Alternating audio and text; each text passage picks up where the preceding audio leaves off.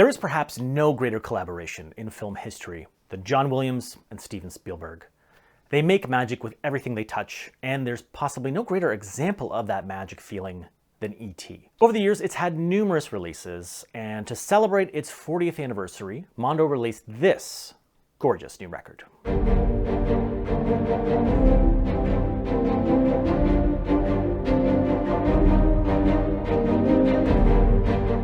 I have to think that this score is pretty much universally beloved. I don't think there is a lot of people who could criticize the music of E.T. You know, it takes us on this musical journey and crescendos in the most powerful way. It gives me literal goosebumps listening to it, particularly that chase track. The audience is virtually lifted from their seats with the emotion of the final act of the film.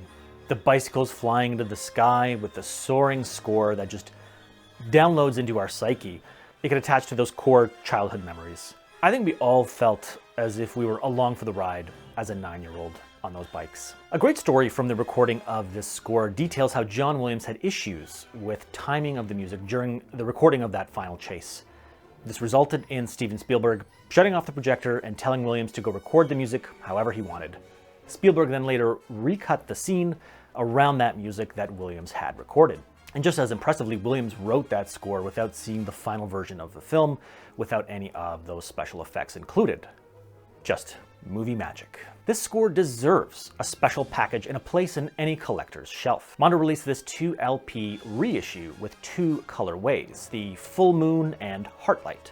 I went with the Full Moon option, but I actually forgot which one I ended up ordering, so it was a surprise when it came. It comes with all new artwork by Dan McCarthy, the front cover featuring an image of the spaceship and E.T. with a little glowing heart, and I like with this very simple color palette, it really makes that heart pop, and it's just a nice, cool looking image. Some might wonder why the front cover isn't that iconic image of the bikes going over the moon.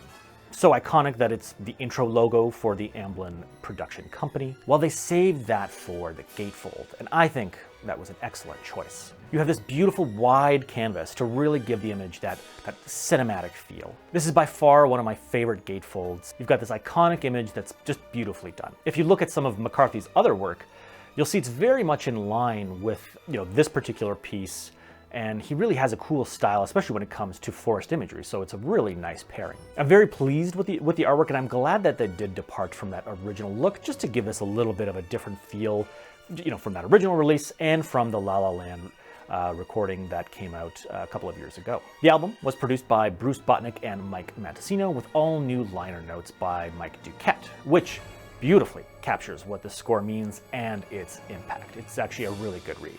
I've seen online others get their copies a few weeks ahead of me, and I've seen some comments come up repeatedly. One is on the look of the record, with many people expressing concern that it didn't match the mock-up, which, as many of us know, that does happen frequently.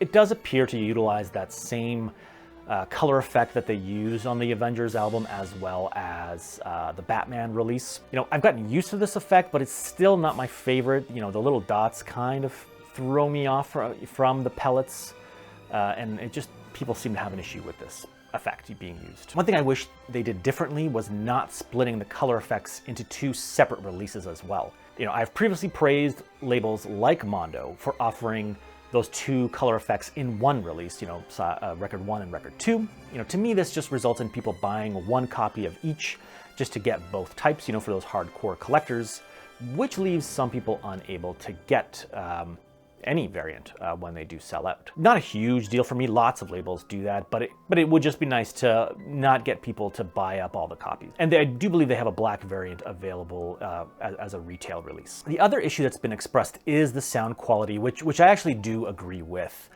I found the noise floor on this pressing to be quite high. There's like a little bit of hissing on it, even with a good clean. And at times it's a little bit heavier with the pops and clicks. Naturally, this comes with the vinyl territory, but this particular pressing is not the best compared to others that I've gotten from Mondo. I would not use this as my go-to pressing for high quality listening. That being said, I do not regret this at all. This is still a fun listen. It's in a beautiful package. The sound quality issues are not significant enough to make me not like this or not listen to it. You know, if anything, that imperfection does sort of lean into that nostalgia effect for me of being put back in the 80s when this movie came out. You know, if you're looking for an audiophile recording, I don't think this is the choice for you. What you can't go wrong with, though, is the music.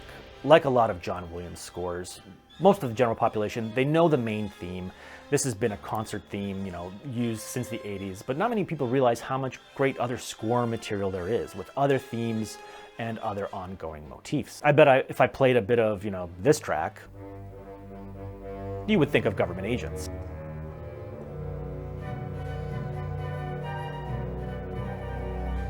I don't think I could really add anything new that hasn't already been said about this score or highlighted far more eloquently in these liner notes. It's peak John Williams, peak 80s movies.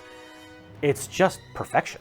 It's so good that it won John Williams his 4th Oscar for Best Original Score, along with a Grammy, Golden Globe, and BAFTA award. Only 6 scores have ever won all those awards for the same score, and John Williams is the only composer to win all of those awards for the same film more than once. The others being Star Wars and Jaws. E.T. has about 80 minutes of music, and over the years, various releases have been put out.